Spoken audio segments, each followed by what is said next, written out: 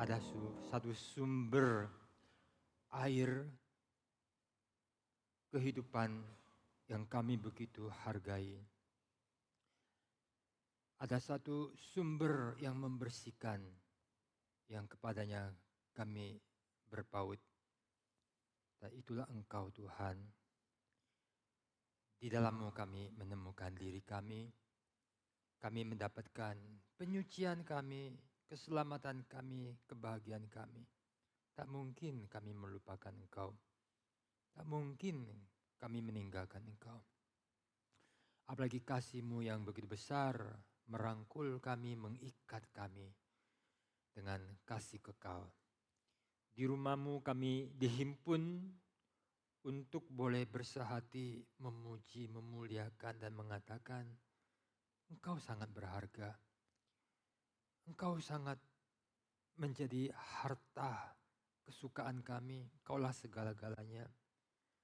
Kiranya Engkau bersukacita atas berjuta-juta, puluh ratus juta, atau bahkan bolehlah miliaran orang yang boleh mengagungkan Engkau, bersyukur pada Engkau, menyembah Engkau, berbakti kepadamu.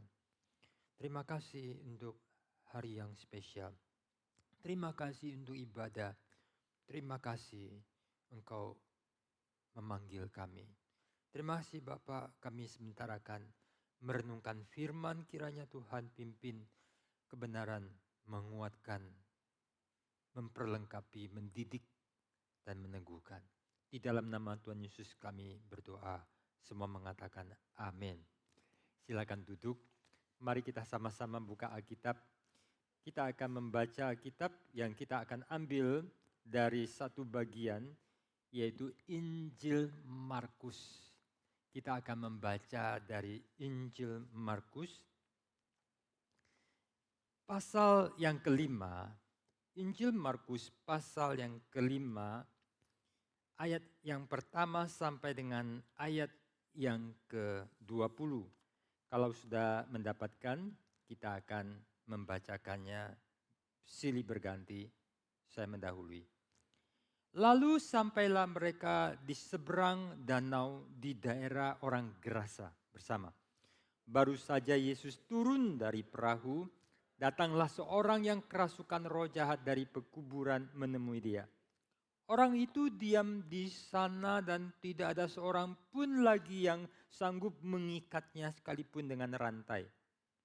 Karena sudah sering ia dibelenggu dan dirantai. Tetapi rantainya diputuskannya dan belenggunya dimusnahkannya. Sehingga tidak ada seorang pun yang cukup kuat untuk menjinakkannya. Siang malam ia berkeliaran di pekuburan dan di bukit-bukit sambil berteriak-teriak dan memukuli dirinya dengan batu. Ketika ia melihat Yesus dari jauh, berlarilah ia mendapatkannya lalu menyembahnya. Dan dengan keras ia berteriak, "Apa urusanmu dengan aku, hai Yesus, Anak Allah yang Maha Tinggi? Demi Allah, jangan siksa aku." Karena sebelumnya Yesus mengatakan kepadanya, "Hai engkau roh jahat, keluar dari orang ini." Kemudian ia bertanya kepada orang itu, "Siapa namamu?" Jawabnya, "Namaku Legion, karena kami banyak." Ia memohon dengan sangat supaya Yesus jangan mengusir roh itu keluar dari daerah itu. Adalah di sana, di lereng bukit, sejumlah besar babi sedang mencari makan. Lalu roh-roh itu meminta kepadanya, katanya, "Suruhlah kami pindah ke dalam babi-babi itu, biarkanlah kami memasukinya." Yesus mengabulkan permintaan mereka. Lalu keluarlah roh-roh jahat itu dan memasuki babi-babi itu. Kawanan babi yang kira-kira 2.000 jumlahnya itu terjun dari tepi jurang ke dalam danau dan mati lemas di dalamnya. Maka larilah penjaga-penjaga babi itu dan menceritakan hal itu di kota dan di kampung-kampung sekitarnya. Lalu keluarlah orang untuk melihat apa yang terjadi. Mereka datang kepada Yesus dan melihat orang yang kerasukan itu duduk, sudah berpakaian dan sudah waras. Orang yang tadinya kerasukan legion itu, maka takutlah mereka. Orang-orang yang telah melihat sendiri hal itu menceritakannya kepada mereka tentang apa yang telah terjadi. atas orang itu dan tentang babi-babi itu. Lalu mereka mendesak Yesus supaya ia meninggalkan daerah mereka. Orang yang tadinya kerasukan setan itu meminta supaya ia diperkenankan menyertai dia. Yesus tidak memperkenankannya. Tetapi ia berkata kepada orang itu, pulanglah ke rumahmu kepada orang-orang sekampungmu dan beritahukanlah kepada mereka segala sesuatu yang telah diperbuat oleh Tuhan atasmu dan bagaimana ia telah mengasihani engkau. Orang itu pun pergi dan mulai memberitakan di daerah Dekapolis segala apa yang telah diperbuat Yesus atas dirinya dan mereka semua menjadi heran. Sekian jawab pembacaan firman Tuhan, kisah yang sangat terkenal dan hampir tidak ada yang tidak tahu cerita ini. Kisah penyembuhan orang yang kerasukan, legion, roh-roh jahat yang sangat banyak. Peristiwa ini sangat dekat dengan peristiwa sebelumnya di dalam perikop sebelumnya, yaitu bagaimana angin ribut di danau yang membahayakan diredakan. Ketiga penginjil baik Matius, Markus, dan Lukas mencatat dengan sekuen urutan peristiwa yang sama. Mereka baru saja mengalami bahaya angin ribut yang membuat mereka pikir celaka, tapi Yesus begitu tenang. Dan peristiwa itu diakhiri dengan ketakjuban. Ketiga penginjil mengakhiri peristiwa angin ribut diredakan dengan ayat terakhir semuanya sama. Mereka semua heran. Siapakah orang ini? Sedangkan di yang lain memakai kata yang berbeda. Semua mereka jadi takut. Siapakah orang ini? Lukas memakai dua kata. Takut, heran. Tentang siapakah Yesus punya kuasa meredakan danau itu. Dan lalu mereka itu mendarat. Orang yang kalau naik kapal yang gonjang-ganjing itu kalau mendarat rasanya bukan cuma kapal yang goyang, tapi bumi juga goyang. Nah, itulah pengalaman yang dulu tuh suka naik kapal. Yang kadang itu mungkin sampai muntah-muntahan. Itu masih goyang, terasa bumi masih goyang. Mereka mungkin masih merasakan badan mereka tuh masih agak basah. Mereka masih mengalami goncangan di hati mereka yang berkecamuk dengan antara takut, khawatir, takjub. Dan ini masih belum reda. Masih kalau diperiksa nadinya itu masih kayak baru lari itu belum pada normal. Lalu mendarat. Begitu mendarat, suatu peristiwa muncul lagi. Sesuatu yang menghebohkan. Yaitu ada satu orang tapi dengan kekuatan yang luar biasa. Ini cerita kayak cerita orang sakti. Rantai ini pasti bukan rantai biasa. Kalau tali dari tali tambang pun kalau dilepas itu perlu kekuatan luar biasa. Ini mungkin rantai itu mungkin dari besi. Itu pun dilepaskan sampai orang tuh bohwat. Ya, tidak berdaya mau diapain lagi. Ya sudahlah. Biarkan dia berkeliaran. Asal jaga aja, jangan deket-deket. Kalau terlalu dekat kepada orang banyak mungkin dihalau. Tapi tidak bisa apa-apa. Hanya karena peri kemanusiaan aja tidak dibunuh. Ya. Tetapi kemudian Yesus datang. Lalu kemudian Yesus menyembuhkan. Seorang yang dirasuk setan begitu banyak. Satu legion luar biasa.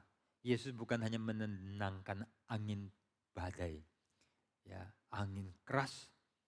Tetapi Yesus juga menaklukkan kuasa roh-roh jahat yang begitu banyak yang membuat orang itu hidupnya sudah tidak ada guna, menjadi waras, dimuliakan kembali. Saudara, kita akan melihat ayat demi ayat. Lalu sampailah mereka di seberang danau di daerah orang Gerasa. Tidak setiap bagian teks Alkitab bisa dikupas di mimbar. Apalagi jika tidak ada keinginan untuk dipretelin ayat demi ayat, kata demi kata. Sehingga ada yang harus kita lewatkan. Apakah tempat mereka berlabuh adalah tempat yang mereka rencana untuk ke sana? Mungkin bukan. Tempat itu adalah tempat daerah orang kafir. Ada yang pelihara babi. Tempat itu bukan tempat yang ramai seperti pelabuhan-pelabuhan yang ramai sekali. Kalau kita di sini mungkin ramai. Tanjung Priuk, di sini apa ya? Tanjung Priuk bukan ya? Perak, ya. Tanjung Priuk di Jakarta, Perak. Itu tempat-tempat yang penting. Atau bukan tidak sebesar ini, tapi juga ada yang lain. Tapi saudara, ini bukanlah tempat ramai, tempat perkampungan, tempat orang bongkar muat. Tetapi ini tempat yang dekat kuburan. Orang pelihara babi, tidak yakin tempat itu ramai. Ya. Orang pelihara ternak itu biasanya baunya itu adalah mempertajam dan menumpulkan hidung. Karena itu akan luar biasa dan bukan tempat yang menyenangkan. Ini bukan tempat yang mereka rencana untuk berlabuh ke sana. Tapi bagi Tuhan Yesus, mungkin itulah rencananya. Karena di situ mungkin bagi orang bukan satu tempat bisnis. Tapi bagi Tuhan Yesus ada satu bisnis pekerjaan.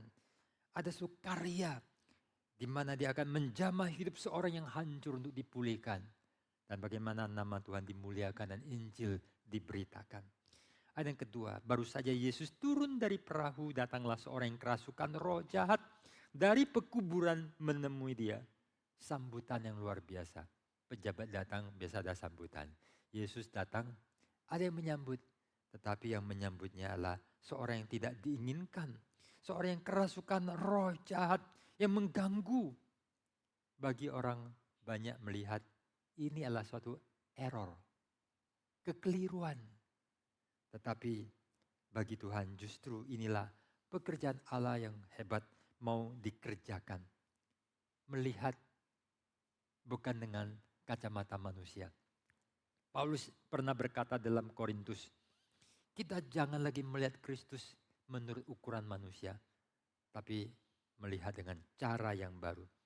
Orang Kristen yang memiliki Allah yang sering kali memimpin hidup kita dengan cara-cara yang tidak terduga, cara yang ajaib.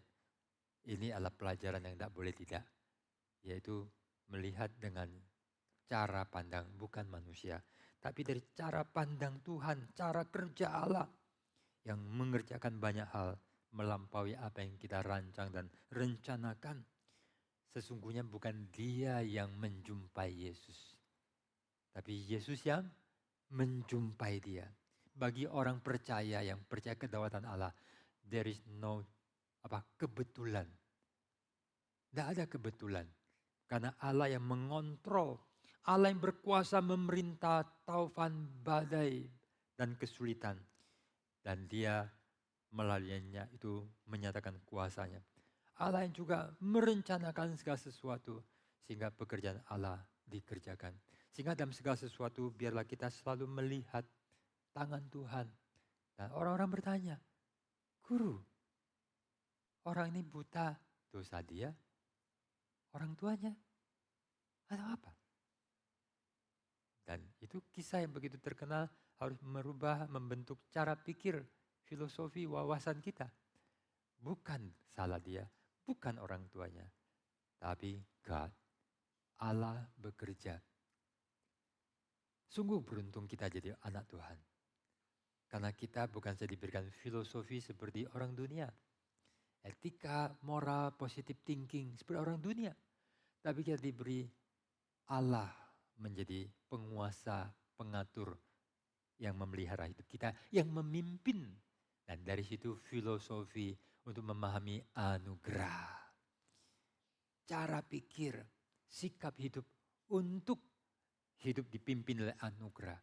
Bukan pengetahuan, tapi anugerah dan pengetahuan untuk mengerti anugerah gimana kita menghidupinya. Kita orang yang kaya, kita orang diberkati, amin saudara.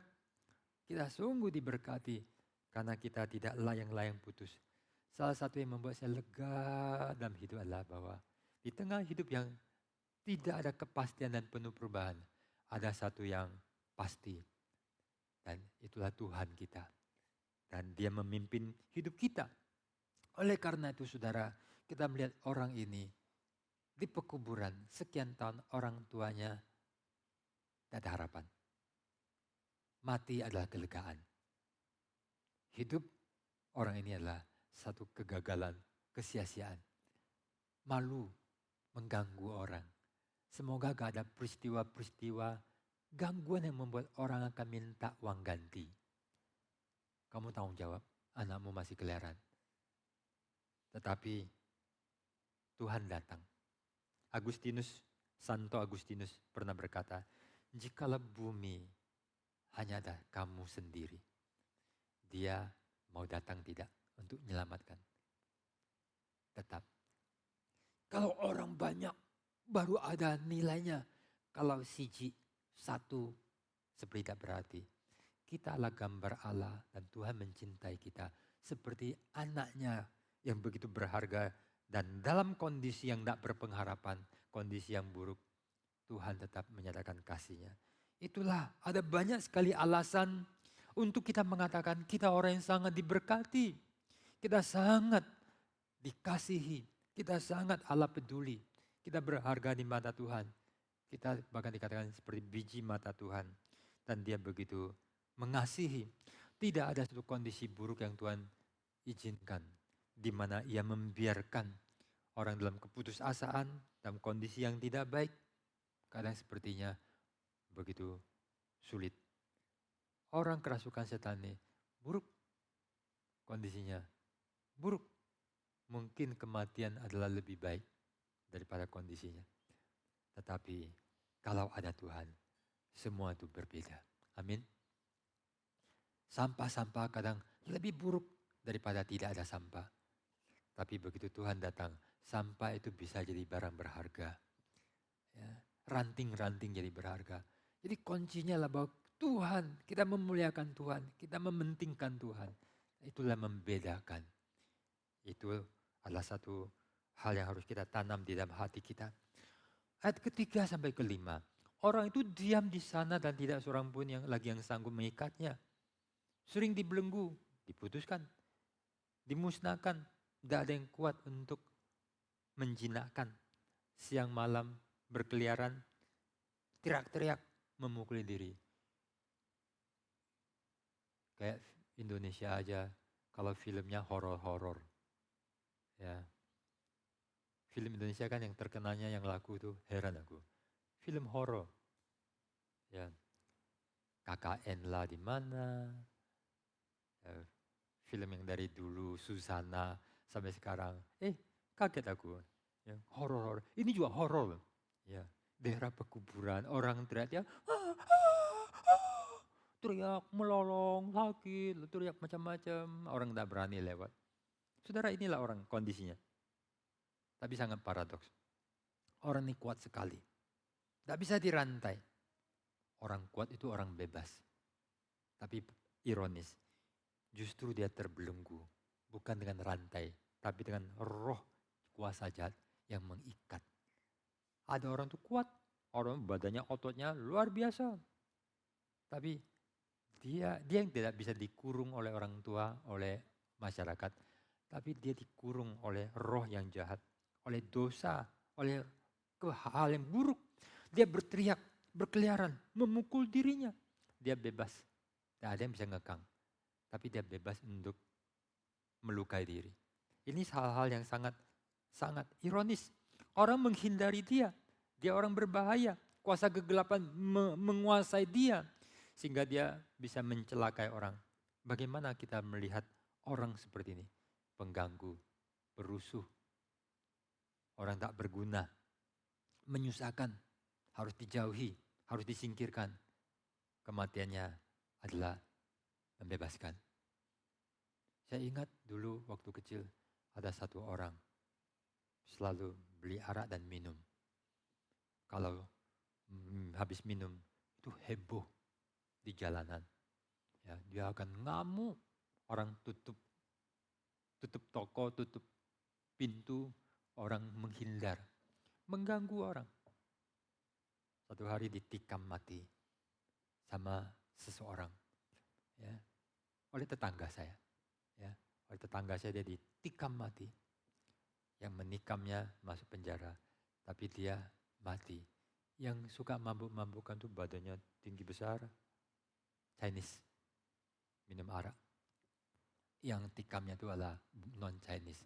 Tapi karena membunuh tetap dipenjarakan. Karena dia membela adiknya. Ya. Dan setelah itu seakan-akan gak lagi gangguan. Sebab kalau dia minum lagi, orang kecanduan arak. Ya, arak yang murah-murah dari beras itu. Ya. Itu kalau orang kecanduan itu selalu dan mengganggu. Jadi inilah kondisi orang ini. Mengganggu dan mengasihankan orang ini. Tidak ada yang bisa menolong dia. Sampah. Kematiannya adalah keuntungan bagi masyarakat. Kehadirannya adalah satu error. Kadang ya gereja itu kita melihatnya itu gimana ya. Kadang di gereja itu ada kondisi yang sejahtera, baik. Nice people come to the church. Everybody love each other and so tenang, so rukun, so baik. Tidak ada masalah. Kadang semuanya begitu bagus, semuanya sanggup untuk acara-acara berbagi, makan, tamasya, nyaman sekali. Tapi kadang gereja itu ada masalah dengan hadirnya orang-orang yang bermasalah, berkebutuhan, berproblem, dan macam-macam. Dan seringkali itu menjadi satu kesulitan bagaimana kita mengatasi dari orang yang baru datang, orang yang lama, problem ini dan problem itu. Gereja kadang itu ada banyak masalah. Masalahnya bisa dari orang yang tidak jelas, sampai orang yang berkepribadian yang khusus, yang rumit, yang punya kelemahan di dalam karakter, kelemahan di dalam moral, yang kadang ada yang mencuri, ada yang menipu, atau ada yang suka ribut, suka sifatnya jelek yang menjadi masalah, atau kadang dimasalahkan. Ya, bahkan pendeta pun bisa dimasalahkan. Ya, kadang kita dengarkan hal seperti itu. Karena mungkin jemaatnya tidak puas khotbahnya, kepemimpinannya dan sebagainya. How we see the church? Bagaimana kita lihat itu? Kalau semuanya baik, enak. Tapi saudara, kalau tidak ada orang yang kerasukan, tidak ada peristiwa mujizat. Seringkali Tuhan mengizinkan satu kondisi yang tidak seperti yang diharapkan. Supaya pekerjaan Tuhan itu boleh dikerjakan. Kadang dalam satu rumah tangga itu semuanya seperti semut. Kadang dalam rumah tangga ada anak yang lahir dengan berkebutuhan. Ada yang sakit. Kadang sakit itu membuat keluarga itu pontang-panting. Ada yang sering operasi. Tapi orang yang menyikapi dengan baik. Sesuatu anugerah bekerja. Orang menjadi belajar, tekun, mengasihi, peduli. Keluar uang banyak, terus ke rumah sakit. Adik atau kakak yang kadang ikut susah. Kadang harus ikut memberikan darah. Ada yang bahkan memberikan sumsumnya untuk saudaranya. Nah, itu membuat mereka bergumul. Ada yang mempunyai kelemahan misalnya keterbelakangan atau apa. Tapi saudara saya mau ucapkan satu kalimat. Kadang orang bertumbuh banyak bukan dengan duduk di bangku sekolah. Tapi di dalam kuliah kehidupan. Dalam pengalaman yang luar biasa. Peristiwa-peristiwa, bahkan tantangan, pencobaan, kondisi-kondisi sulit yang membuat seorang wanita, seorang pria, seorang anak, seorang dewasa menjadi manusia, mature, menjadi orang yang berpengertian. Tuhan kadang mengizinkan peristiwa, tapi melalui peristiwa itu Allah bekerja. Hati-hati dengan kita menginginkan suatu kondisi yang sebenarnya semua sesuai dengan maunya kita. Tapi ketika Tuhan izinkan suatu kondisi yang tidak sesuai dengan maunya kita. Tapi Tuhan punya maksud. Kita harus ngikut kuliahnya, programnya Tuhan. Tetapi bagi yang tidak kuat, tak punya sifat baik, dimanapun tak tumbuh. Tapi yang punya sifat yang baik, kadang kita belajar dari orang sakit, kadang dari orang bawah. Heran, ada seorang Katolik mengajar di Harvard, seorang yang tinggi sekali. Dia punya satu kantor sendiri. Tapi satu saat dia tinggalkan jabatannya, kedudukannya di sekolah yang tertinggi di dunia. Pergi melayani sosial di antara orang yang mengalami keterbelakangan dan kecacatan. Kadang kita anggap itu sebagai satu waste, satu pemborosan, satu kesia-siaan. Kita mau melayani menjangkau orang yang terhebat di dunia. Tetapi saudara, ada orang yang begitu luar biasa, tinggi. Pergi melayani orang yang tak bisa apa-apa. Yang sangat lemah. Saya kalau melihat gimana orang-orang merawat suster-suster meladeni, kadang saya kagum. Saya nggak punya anugerah, kemampuan seperti itu. Kadang orang seperti dia memberi hidup, talenta, waktu. Kalau kita kan ingin kejar yang terbaik, mutiara apa, terbaik dari dunia. Tapi inilah yang Tuhan lakukan. Dia dari surga datang ke dalam dunia untuk melayani sampah-sampah engkau dan saya. Kitalah sampah itu. Dan kita harus tahu itulah isi hati Tuhan. Dan seringkali kita harus mengkoreksi diri kita. Apa yang kita cari? Kadang yang Tuhan berikanlah apa yang kita tidak suka. Tapi kita harus terima. Disitulah orang itu baik. Sebagian orang di dalam keluarga tidak bisa tahan dan pergi. Ada suami yang meninggalkan istri dan anak. Ada istri yang meninggalkan anak dan suami. Sebagian pernah saya layani. Nenek yang harus ngerawat. Ya setengah mati. Ya, bagaimana anak-anak luntang lantung. Hati yang pecah. Broken. Mungkin akan tumbuh sebagai orang yang penuh kemarahan atau bermasalah. Tapi ada sebagian orang tekun, tahan, menjalani. Saya melihat orang-orang mulia muncul di situ. Saya nggak bisa lupa dengan seorang yang punya anak namanya Hiha. Kalau tidak salah namanya Hiha. Punya jari cuman dikit. Dia mendidik anak yang punya problem. Yang kakinya dia hanya setinggi ini aja. Dan bisa mainkan lagu-lagu klasik dengan hanya berapa jari, 5 atau 6 jari. Luar biasa. Dia main di podium, dihargai, mungkin pernah datang ke Indonesia. Yang paling saya kagumi adalah mamanya. Bapaknya tinggalkan, tidak tahan, gak bisa terima. Punya anak gitu. Ada orang itu, lihat anaknya lahir, tidak punya tangan, tidak punya lengan, tidak punya kaki, hanya satu tungkai kayak bebek. Berapa lama? Tidak mau lihat tuh anak. Jijik, nangis. Ya, anak ini tidak ada yang mama yang memeluk. Satu hari berubah karena ada Kristus. Anda tahu nama siapa orang itu? Ya, Nick. Ya. Lalu menjadi baik. Wah, inilah orang cacat yang lebih dari orang yang normal. Khotbahnya jauh lebih bagus dari saya. Begitu atraktif, begitu bagus. Dan dia menikah dengan perempuan cantik dan punya anak-anak normal dan bagus. Dan dia bisa berenang tanpa tangan dan kaki. Hanya satu kayak telapak kaki yang cuma begini kayak bebek itu. Dan dia kalau khotbah masih di atas meja, berdiri di situ, beratraksi dan membuat anak-anak remaja nangis, tersentuh, luar biasa. Inilah hidup. Bagaimana kita melihat? Saya kurang suka orang yang hanya ingin terbaik, makan raut.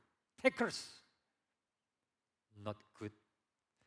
Tapi orang tertentu punya hati melayani, memberi, mengayomi. Saya hormat pada orang-orang demikian. Itulah mutiara, itulah yang berharga. Satu gereja kalau ada orang-orang model gini, uang kalah penting. Tidak perlu gereja kaya raya, tak usah. Ya, itulah kekayaan jiwa. Orang-orang yang melihat, orang yang merawat, orang yang siap. Tuhan datang ke sana untuk menjangkau seorang yang meyuyung. Ya, useless. Tak berguna, sampah, masyarakat pengganggu. Dan seperti itulah nanti gerejanya akan jadi. Dunialah sampah. Dan Tuhan mengirimkan bentara, pelayan Kristus. Nah, inilah yang membuat sebagian orang memeluk orang kusta. Membangun rumah sakit kusta. Dunia diberkati karena jiwa Yesus seperti ini. Yang memberkati dunia yang rusak. Karena spirit-spirit dari Yesus. Saya ingin terus merenungkan Yesus. Apa yang spesial tentang Yesus. Terus memikirkan. Dan marilah itu memberi inspirasi dan mewarna hidup kita. Jangan seperti dunia dengan sifat-sifat keduniaan yang tidak benar. Ayat ke-6 sampai dengan ke-8. Ketika melihat Yesus dari jauh, berlarilah dia menyembah. Lalu berteriak dengan keras, apa urusanmu dengan aku, hai Yesus anak Allah yang maha tinggi, demi Allah janganlah siksa aku. Ya. Nah saudara, kita heran dengan reaksi orang ini ketika melihat Yesus. Dia berlari mendapatkan Yesus. Apakah dia memang suka untuk melakukannya? Datang dan menyembah? Agak bertanya-tanya saya. Alkitab mencatat kita hanya bisa terima. Tapi kenapa ya? Kok setan datang menyembah? Kok orang itu datang menyembah? Itu memang keinginannya atau bukan? Saya susah dapat jawaban. Jawaban pintar adalah ya dan tidak. Oh pintar kan? Ya tidak, jadi nggak salah. Apa iyanya, apa tidaknya? Ada dua kemungkinan dari reaksi itu. Satu, dia datang dan bersujud pertama karena ini menyatakan kuasa Yesus yang tidak dapat ditolak. Yang ada di dalam kehadiran Yesus. Ada orang-orang tertentu punya wibawa. Kalau saya sangat ingat. Ya, ketika saya di saat di gedung Andrew J, gedung lama. Kami sedang menanti waktu ibadah. Lalu Pak Tong naik, tiba-tiba diam. Ya, ada orang-orang tertentu kehadiran itu memberikan wibawa. Yesus pasti lebih hebat. Kehadiran orang tertentu itu punya aura yang besar. Begitu berdiri semua pada diam. Begitu hadir langsung lain. Ya. Yesus tidak selalu diresponi dengan begitu. Karena ada mata yang jelek. Tetapi kadang ya setan bisa lebih tahu daripada manusia. Walaupun tidak setiap kalimatnya itu harus kita terima sebagai kebenaran. Ada sesuatu kuasa yang tak dapat ditolak. Ada sesuatu dalam diri Yesus yang more than human. Yang membuat orang itu datang dan memberi hormat dan pengakuan. Who is Jesus? Dia mengatakan bahwa engkau anak Allah yang maha tinggi. Demi Allah jangan siksa aku. Ada sesuatu yang kita tidak bisa baca, lihat, terjadi. Ya. Saudara pernah ada suatu pencobaan. Teman-teman sedang pegangan. Ya, sedang pegangan. Mau menguji seberapa sih jalurnya elektrik. Ya, pegang, bisa saya Pak Su, Pram, siapa pegangannya. Jadi panjang nih. Terus dikasih listrik. Begitu listrik langsung, semuanya langsung kaget. Jadi bukan satu, dua, menyala. Jadi ternyata tuh kecepatannya tuh luar biasa sekali. Kadang kita itu terlambat, lamban, mikir, lambat respon. Ada apa ya? Bom sudah jatuh. Ya. Kita berulang lamban sekali. Tapi begitu cepat. Kadang orang pegang sini ya, langsung keluar angin. Langsung ini bisa lancar.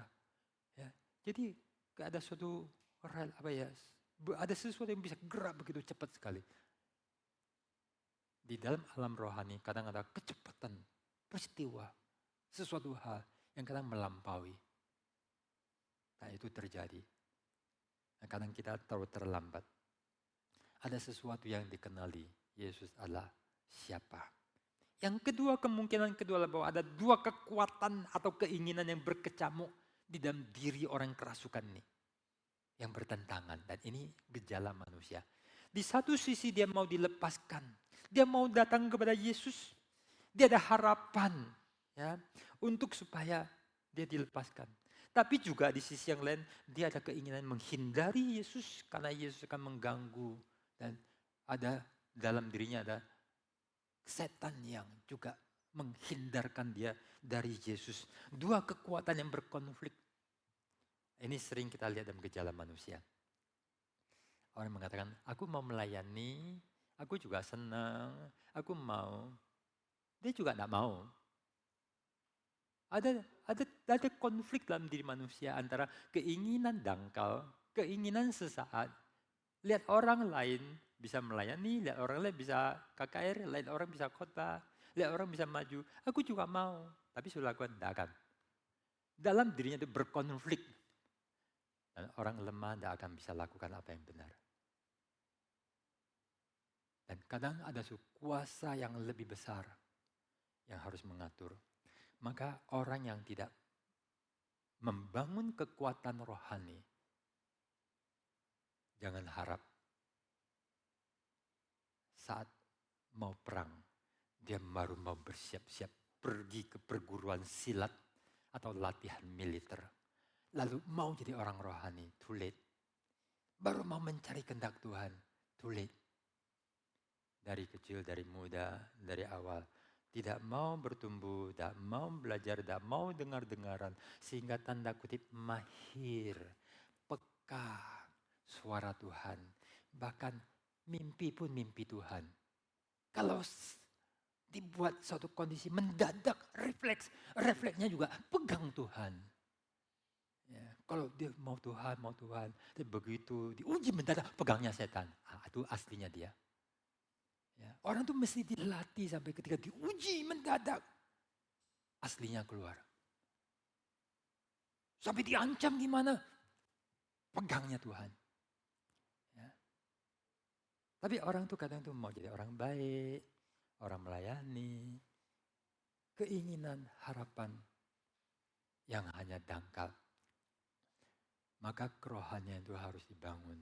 Dan siapa yang tidak membangun kekuatan rohani, dari kecil, ya tunggu waktunya tiba. Kalau di dalam bukan belas kasihan Tuhan yang jaga kamu di tengah kelemahan, waktu ujian tiba, ia akan hanyut. Kita akan jatuh, kita akan lalai. Dua kekuatan dan dia konflik.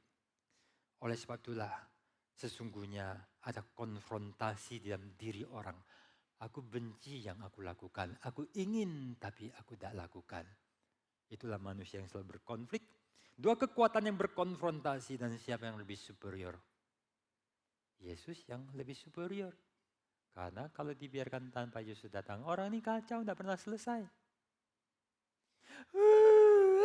Nangis kepingin seperti waktu normal. Tapi kemudian setan datang, dia mulai pukul-pukul diri. Dia dibawa kendali. Manusia itu dibawa kendali. Maka satu lagu yang paling saya suka itu adalah When Jesus Came. Seorang buta duduk di pinggiran, mata na na na na na na na na. Then Jesus came. Then Jesus came to your life and my life. Then Jesus came. Yesus datang, kuasa setan hancurlah. Yesus datang, sapu air mata. Habis gelap, terang menatap. Yesus datang, salahnya berubah. Yesuslah harta kita. Amin, saudara. Beri tepuk tangan untuk Tuhan Yesus. Bukan karismatik reform ya, tetap reform. Ya, tapi jiwa kita memuji Tuhan. Ya, tepuk tangan kita itu masih biasa. Tapi meriah di hati kita. Pujilah nama Tuhan. Yesuslah harta kita. Kita butuh Tuhan. Kalau nggak ada Tuhan, habislah kita. Kita hanya butuh Tuhan. Amin, saudara. Tuhan beserta dengan kita. Yang mengendalikan kita melampaui Tuhan telah menolong kita melampaui apa yang kita sadari. Kita harus bersyukur untuk banyak hal yang kita tidak tahu. Seperti anak-anak bangun. Yofiel waktu kecil bangun, balon sudah ada. Mamanya malam-malam tiup dan ikat. Dia minta aku ikat, kalah aku. The power of mama. Aku ngikat balon, tanganku sakit. 1 biji, 2 biji. Nanti dia ikat sampai berapa bulan. Saya adalah orang yang sangat kagum sama mama-mama. Banyak orang kagum sama mama-mama. Papa-papa punya keunggulannya sendiri. Jangan kalah. Masing-masing punya keunggulan. Dan begitu bangun, sudah ping-ping. Waktu kecil, sekarang udah enggak, udah gede. Ya, waktu kecil, ya masih anak tunggal kalau nggak salah waktu itu. Ya, semua sudah. Makanan paginya sudah. Tanpa kita tahu apa-apa. Waktu kita tidur, Tuhan sudah memberkati. Kita hutang. Syukur kepada Tuhan. Amin, saudara.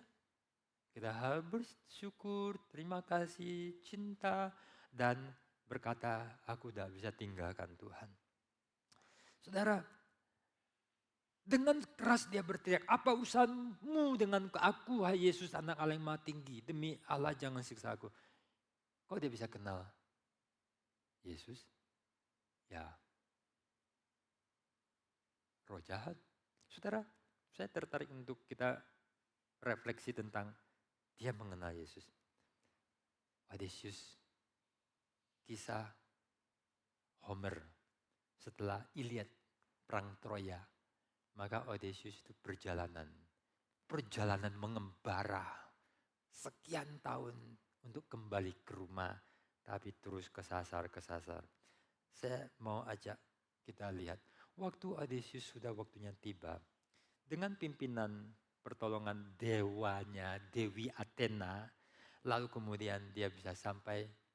Dan dia tidak langsung menampakkan diri. Memperkenalkan diri. Tapi dia mau tahu situasi. Dia mau tahu apa yang terjadi. Dia mau tahu hati istrinya.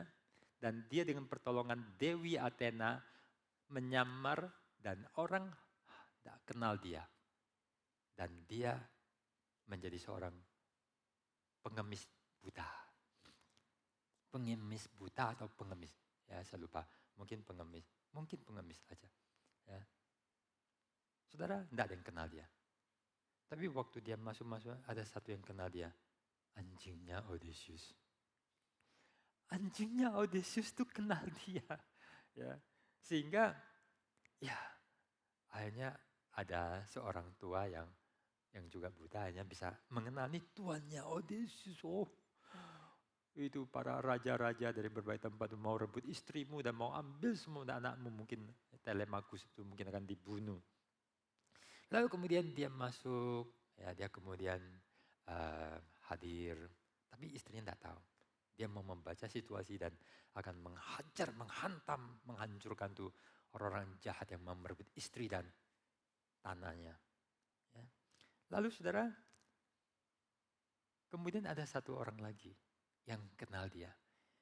Yaitu seorang pelayan tua yang mengasuh Odysseus dari kecil. Namanya Eriklia. Kenapa dia bisa kenal? Karena waktu dia mencuci kaki Odysseus, pengemis ini, dia kenal satu bekas luka, scar. Odysseus, jangan kasih tahu. Tunggu waktunya. Karena di saat itulah dia akan lakukan pembantaian semua musuh-musuhnya. Jangan kasih tahu. Saya terkesan dengan scar, luka. Orang Kristen seharusnya dekat dengan Tuhan dan tahu untuk melihat bekas paku di tangan dan di rusuk. Bisa mengenal bahkan samaran apapun. Kita seperti anjing yang kita tahu Tuhan di sekitar, Tuhan hadir. Tuhan yang menyamar sebagai pengemis, Tuhan menyamar sebagai orang yang minta-minta, Tuhan yang menyamar sebagai orang yang cacat, Tuhan yang menyamar sebagai seorang yang tak terduga, Dia datang dalam kondisi tak terduga. Itu kata kalimat. Dia sering datang dalam kondisi tak terduga. Tak terduga sebagai bayi di Bethlehem yang tersalib di kayu salib. Padahal dia adalah the King of Glory. Dia adalah the great warrior. Dia pahlawan. Dan orang terkecoh dan orang menolak. But a Christian, anak Allah, children of God, have to have the eye, mata yang bisa melihat. Scar, bekas luka, tangan Tuhan. Kita harus punya kepekaan seperti demikian. Lalu kemudian dia bertanya kepada orang itu, siapa namamu? Namaku Legion. Ada begitu banyak. Satu legion adalah satu pasukan yang mungkin sekitar 6.000 atau 12.500, whatever saudara, tergantung kondisi. Tetapi di sini maksudnya adalah bahwa jumlahnya banyak. Ada begitu banyak roh jahat yang berarti itu kekuatan yang begitu besar yang mengangkangi, menguasai orang ini sehingga tidak berdaya. Tetapi orang ini di bawah kuasa roh jahat tidak berdaya melawan kuasa Yesus. Dunia penuh perang, dunia penuh problem, penuh masalah, ada kekuatan jahat. Saya rasa kembali pada tema yang terus saya sering ulang. Kita harus memiliki Yesus. Kalau kita punya Yesus dan Yesus memiliki kita, kita aman, kita beruntung. Itu selalu ada di pikiran saya. Orang yang suka gelisah, saya orang yang mungkin bisa sangat mudah gelisah. Ingatan saya, mereview diri saya, orang yang model melankolis, suka mikir, mana mungkin tidak gelisah. Orang yang tidak terlalu bodoh, yang suka mikir, sangat kreatif untuk memikirkan semua momok-momok dan bencana yang mungkin bisa dipikirkan.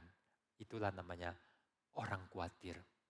Beda dengan orang yang begitu ketemu ranjang langsung bobok. Bahagia. Saya pernah iri sama orang demikian. Saya sampai hitung domba. Dombanya tidak kelar-kelar. 1, 2, 3. Tapi saya dikumpulkan. Sampai jam 3. Jam berapa? Lalu kata orang itu badannya kesel, jiwanya kesel. Orang kalau kurang tidur itu kesel. Dan tidak bisa tidur, itu kadang itu momok. Dan itu bisa menjadi traumatis. Tidur jadi traumatis. Ada orang yang bahagia sekali. Tapi saya merasakan bahwa saya termasuk orang yang punya peaceful. Why? Saya bukan minum obat tidur, saya nggak suka. Bahaya. Ada orang terus minum. Makin lama dosisnya makin banyak. Apa ya obatnya kita? Jesus Christ. We have God. Bahkan saya pernah mempunyai pengalaman. Waktu kepala banyak pikiran. Waktu kita bangun capek. Pernah nggak? Kok Anda kok mengabaikan saya? Ya, capek. Maka saya temukan satu hal. Waktu saya dalam kondisi gini. Saya, Jesus, I love you. Ingat firman, hanya I and God. Jesus. Sorry ya, ini harap tidak dipikirkan yang enggak ya. Bukan masalah teologi, tapi I need Jesus. Seperti kita itu dekat mama, dekat pasangan yang bisa kita andalkan. I with Jesus. Saya dengan Tuhan. Dan saya bawa tidur dengan kondisi itu. Seperti kita digendong Tuhan. Bersender. Saya ingat Pak Tong cerita dia akan khotbah di suatu tempat. Di STT, mungkin di Westminster. Dan persiapannya tak kelar-kelar. Hamba Tuhan yang mengerti ketika khotbah belum selesai. Masih bingung. You bisa tidur? You besok mau jadi apa? Saudara, hari ini karena pimpinan Roh Kudus, saya nggak ada firman. Mari kita doa. Apa itu? Nggak ada itu. Dia masih khotbah. Dalam satu momen. Tapi dia mengatakan, Tuhan, naskahku belum selesai ini. Tuhan tak serahkan. Pak Tong yang cerita, gue masih ingat. Sebagian Anda masih ingat. Kita bayangkan. Tuhan yang kita serahkan beban, kita diberi sejahtera. Kadang orang itu dalam ketakutan. Problem, hutang. utang, bisnis terancam, mau ini, kesehatan, problem antara anggota keluarga, pasangan, kadang rumit, seperti dunia mau kiamat. Kita serahkan kepada Tuhan. Roh jahat itu kuat, tak ada yang bisa mengalahkan. Tapi ketemu Yesus kalah. Itulah kekuatan kita. Bodoh kalau orang tidak dekat Tuhan. Bodoh kalau orang jauh dari Tuhan. Saya lihat sebagai orang hidupnya susah karena menjauh dari Tuhan. Tak mau dekat Tuhan. Tak mau dengar-dengaran sama Tuhan. Tak mau dipimpin Tuhan. Orang yang hidup dekat Tuhan, takut Tuhan, menjauhi kejahatan. Ada janji damai sejahtera. Saya percaya ada orang hidup tuh, tiap hari itu Valentine. With God, with Jesus, so happy. Bukan gak ada masalah. Dia tahu, dia bisa ngukur. Dia siap kapan dia akan sakit. Dia ready. Tapi dia punya damai sejahtera. Ada orang ready dengan banyak hal. Asuransi, ini, obat, macam-macam. Dia tetap prepare. Tapi gelisah tetap beda dengan mereka yang punya andalan dalam Tuhan. Ada yang ke-10 sampai dengan 13. Dia mohon dengan sangat supaya Yesus mengusir. Lalu mohon boleh masuk ke dalam babi. Lalu Tuhan Yesus kabulkan. Ini timbul sebuah pertanyaan. Kenapa sih diizinkan? Kan bisa aja Tuhan Yesus usir, selesai. Gak ada metode masuk babi baru selesai. Tuhan bisa mengusir tanpa harus masuk ke babi. Kenapa? Gak ada orang dirugikan dah. Tapi saudara ada satu hal ya. Kemarin di dalam doa kita bahas tentang perempuan Sirofenisia yang minta anaknya yang kerasukan disembuhkan. Tuhan Yesus mengabaikan.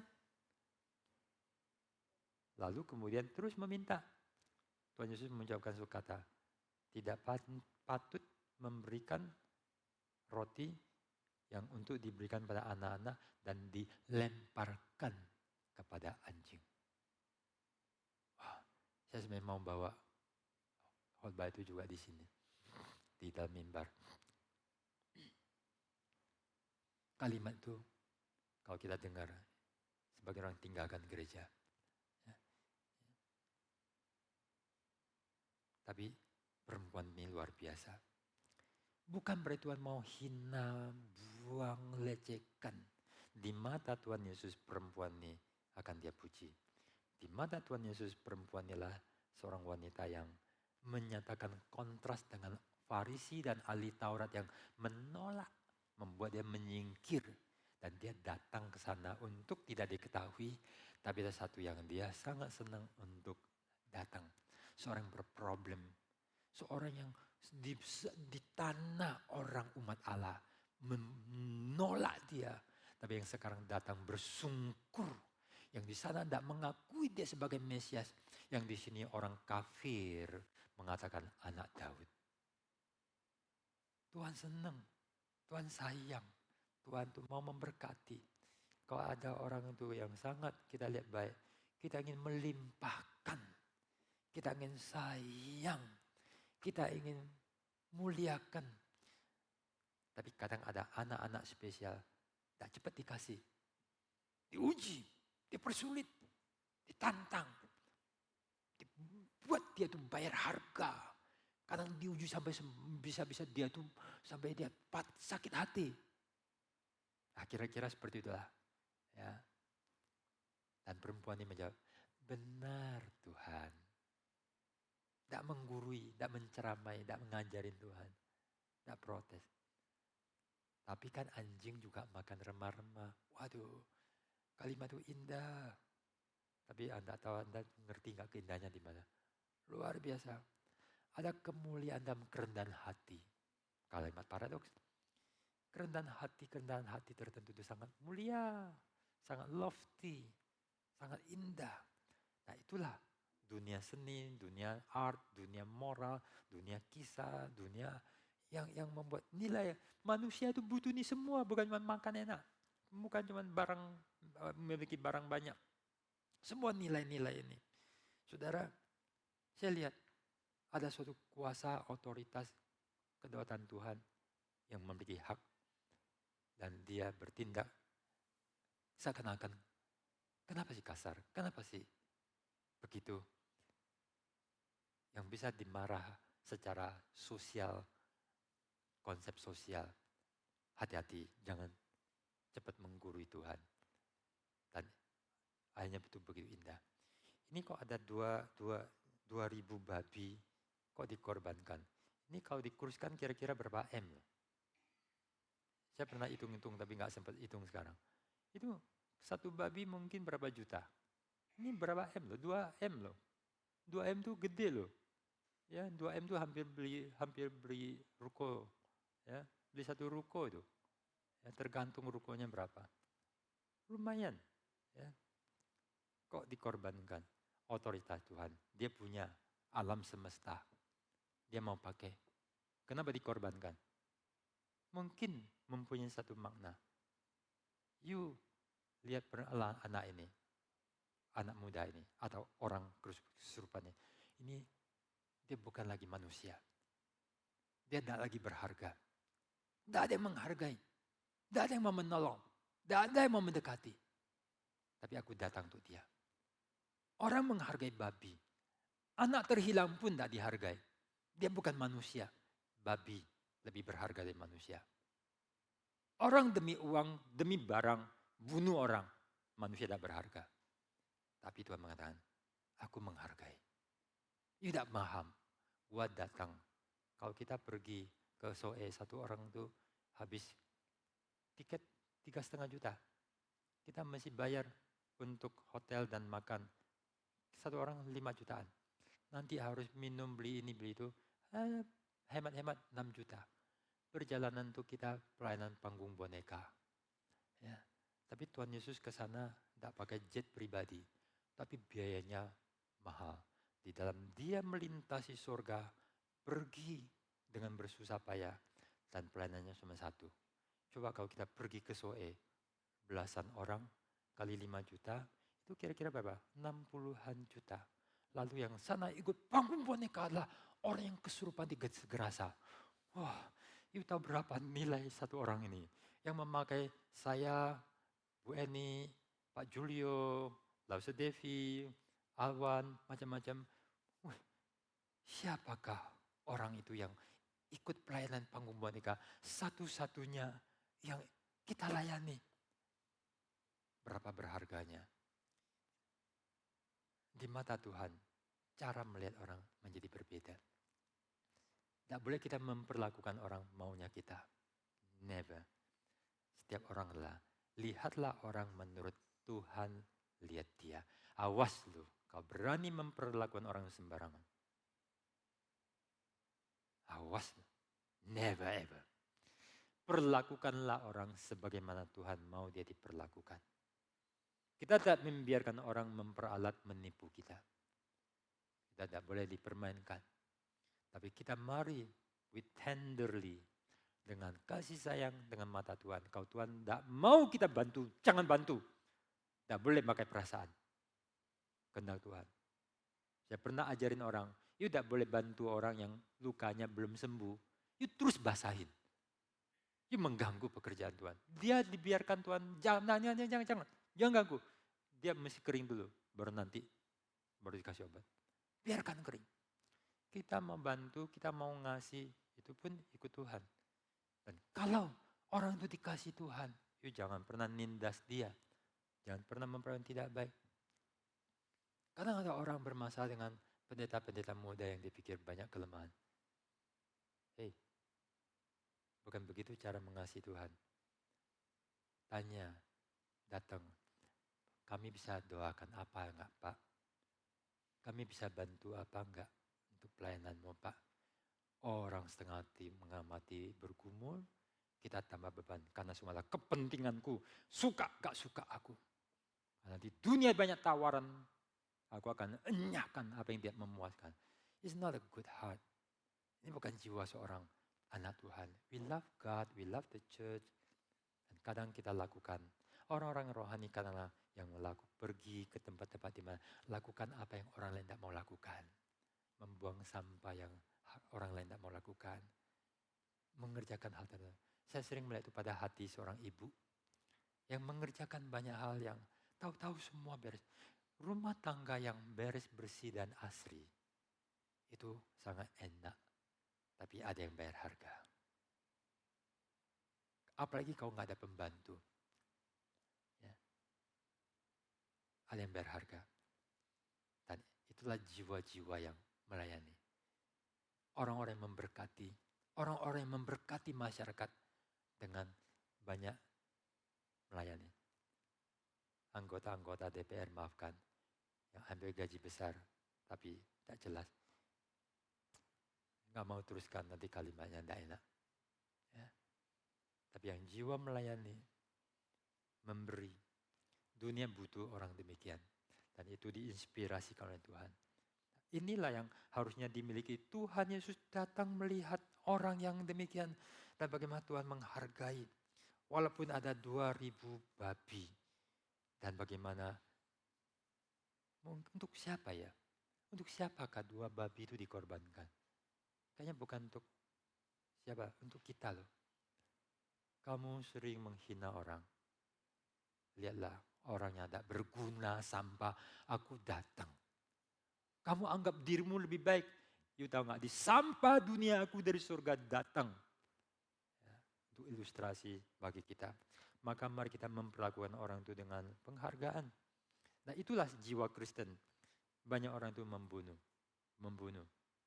Ada agama yang begitu hadir. Bunuh. Sepanjang sejarah. Mungkin sampai kiamat akan terus bunuh. Begitu pendirinya mati, saling bunuh-bunuhan. Bunuh-bunuhan. Tapi bukan demikian jiwa daripada anak Tuhan.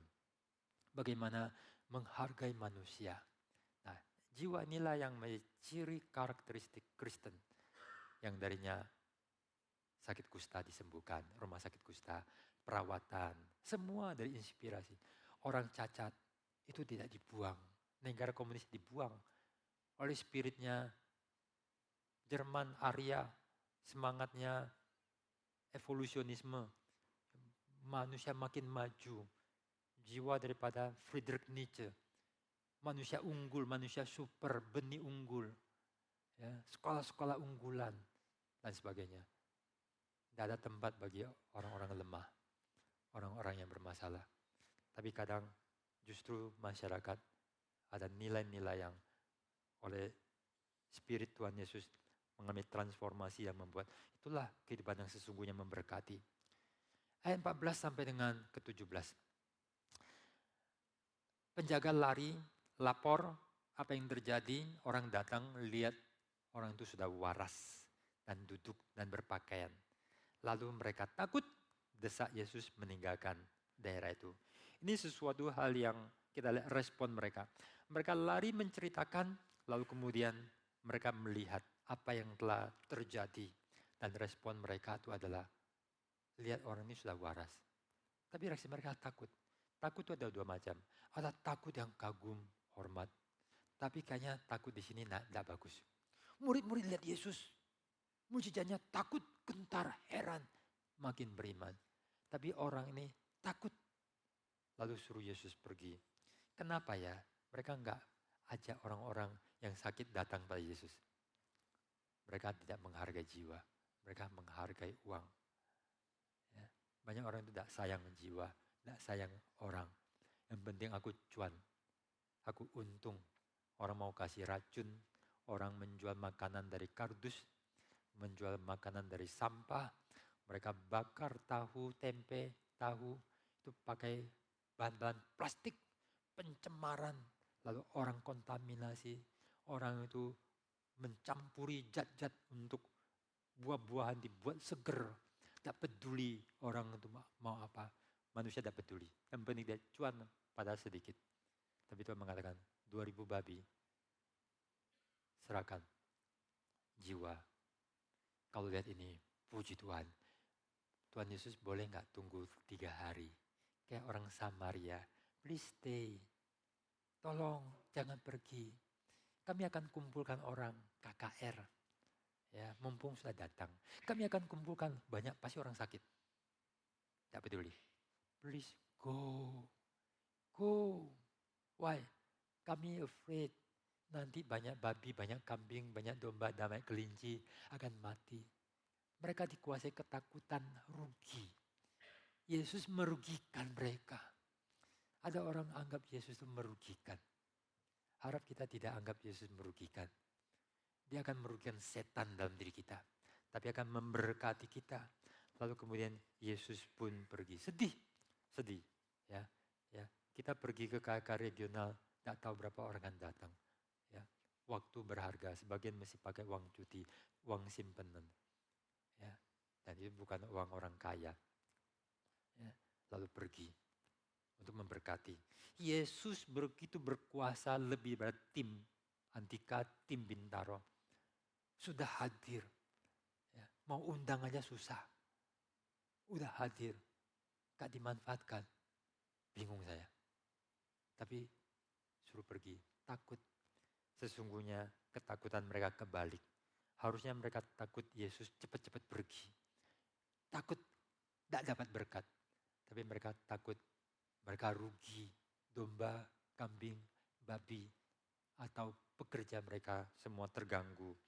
Inilah kekeliruan. Orang itu minta sama Tuhan. Tuhan, aku ikut ya. Gak usah. Tuhan menentukan. Kamu punya tugas. Pulang, kasih tahu kerabatmu. Saksi hidup. Untuk melayani. Dan orang itu menuruti. Mari kita masuk di dalam doa. Mari kita berdoa. Allah Bapa di dalam surga, kami bersyukur. Kisah ini terus mengiang. Tidak pernah bosan kami renungkan. Begitu mendalam dan kami pun saat ini harus berhenti. Ada kekayaan yang terus berbicara. Apa yang telah disampaikan kiranya boleh menguatkan kami. Betapa Tuhan dari surga datang. Seorang tidak berguna, pengganggu, seorang sampah. Tetapi Tuhan mau datang. Melintasi perjalanan yang bahaya. Waktu yang begitu berharga. Melayani satu orang.